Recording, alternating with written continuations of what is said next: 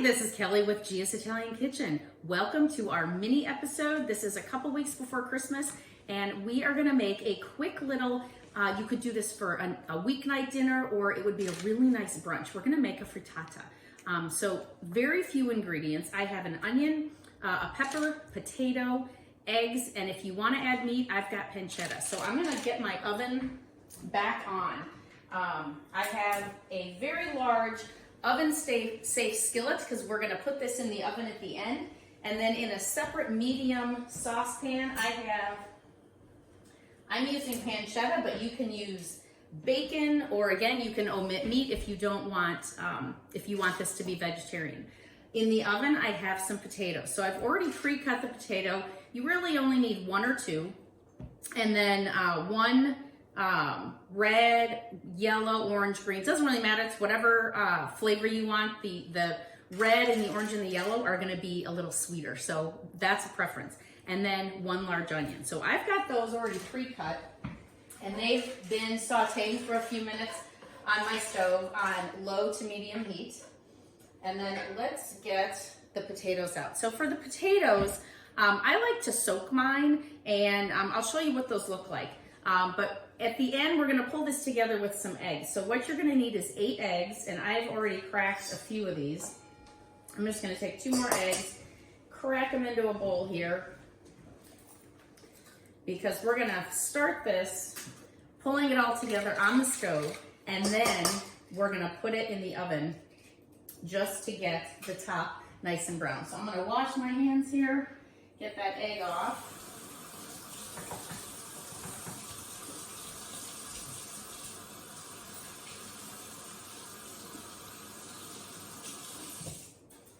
Okay, so I'm just gonna give these eggs a little whisk.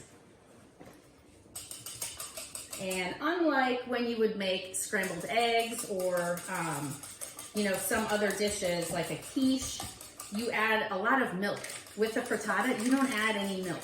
This is gonna be a pretty dense dish with the eggs, no milk, and the potatoes. We're gonna add some salt and pepper to our eggs. So I'm gonna give this just a few turns. And some fresh ground black pepper. You can add as much or as little as you want into there. I added some extra virgin olive oil into my onions and peppers, so there's no butter in this, so there really isn't any added salt. So if you want to add salt, you can kind of control that. So I'm gonna just give this another turn. And then we're gonna get this into the skillet right away. And then I'm gonna turn that heat up, because the eggs are primarily gonna cook on the stove before we get it into the oven. So I'm gonna turn the heat up just a little bit to maybe a medium heat, and give this a little bit of a stir so my onions and my peppers are kind of evenly distributed there. Okay, so let's take a look at our potatoes, and then we can talk a little bit about those. So I did mine in the oven, so this is what mine look like. I just diced them up into bite-sized pieces, and I used maybe like 2 of these little medium-sized potatoes.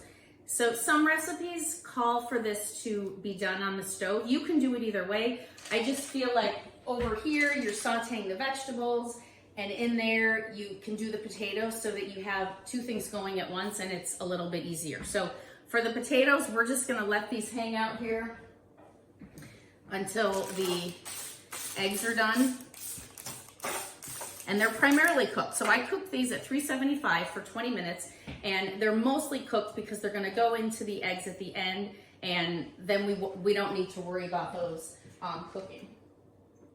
So for the eggs, unlike an omelet, you know, we're not gonna flip it or anything. That's why we're gonna put it in the oven. So what you're gonna wanna do is get a spatula and kind of lift up the pan a little bit and pull back the eggs.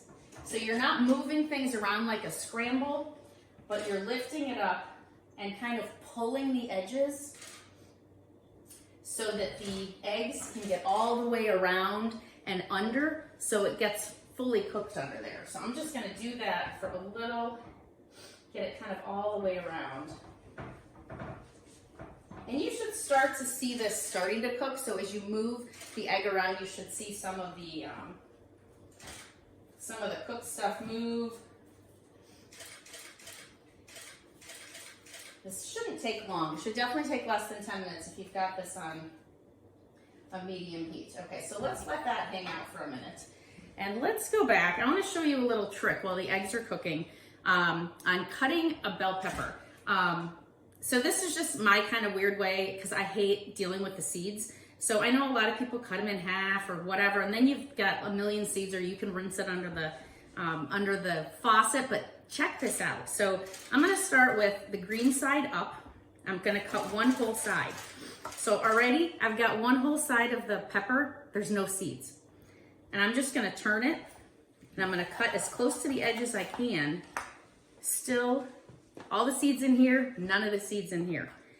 One more turn, and then I'm gonna do the bottom. And then I've got one side left. And there's all my seeds, and it's going straight in my compost, and I have no seeds anywhere. And then you can dice it up. So nice little trick there. I love that because the seeds drive me crazy. So let's check on those eggs. And we're gonna do the pull away again with the raw part of the eggs. Oh, actually mine's doing fairly well. Okay, so now I'm gonna turn the heat down a little bit, get the potatoes and get those over onto the eggs. So I used a piece of parchment paper with a little bit of olive oil on those potatoes just to help them not stick as much. And we're gonna just evenly spread those in here. All right.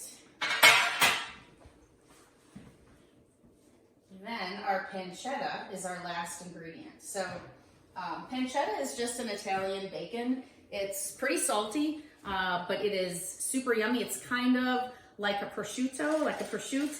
You should be able to find it in little chunks in a package of like 8 ounces that's already cut for you. That's ideal, but if you can't, you can usually find it in your deli at the meat counter or the lunch meat counter, and they can cut you like a 1-inch slice, and then you can dice it up yourself. So I have that cooked into little pieces.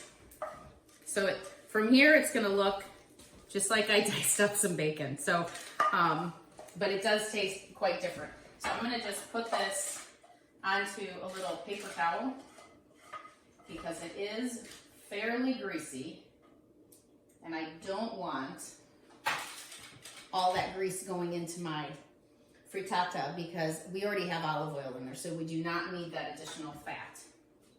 So I'm just turning a little bit on the paper towel, and then I'm going to drizzle that in here. All right. Okay, so let me show you. Let me grab. So my pan is a cast iron. It's pretty heavy, so I'm going to use 2 hands here and bring this over and show it to you. How beautiful that looks. So we've got the egg, we've got onions, we've got the peppers, we've got the potatoes, and the pancetta. I love the pancetta. So we're gonna put this in the oven. So I'm gonna turn my oven to broil. And that should come up pretty quick because your oven's already at 375 from the potatoes. So we'll give that just a minute. And then we'll put that in there and brown it on the top, and that'll really be all we need. So this is a great weeknight dinner. It's super quick. It would be a nice brunch. If you are hosting brunch over Christmas or New Year's, this is a great make ahead. You can make it, put it in the fridge, take it out, and pop it in the oven for maybe 10 minutes to reheat it, or you can serve it cold.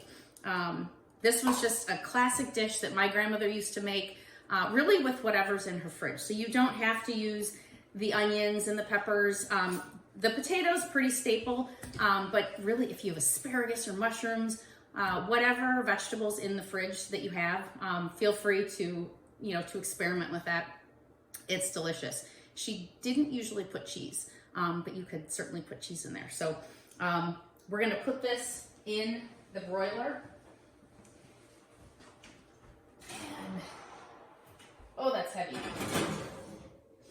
Just for about 1 minute, and then it'll come out. So hopefully you are gonna take some time to be with your family this holiday season and slow down, come into the kitchen, grab the kids, grab the cousins, come into the kitchen and cook. You know, your relationships, your memories, they're formed with experiences, not with things, maybe some things, but you know, experiences. So take the time to pull people into the kitchen, whatever nationality you are, and cook together and create those memories. So when your frittata comes out of the broiler, you can cut it into like a pizza pie, into those slices, the wedges, and serve it hot, cold, warm, whatever works. So thanks for joining and have a happy holiday. Let's get cooking. Bye-bye.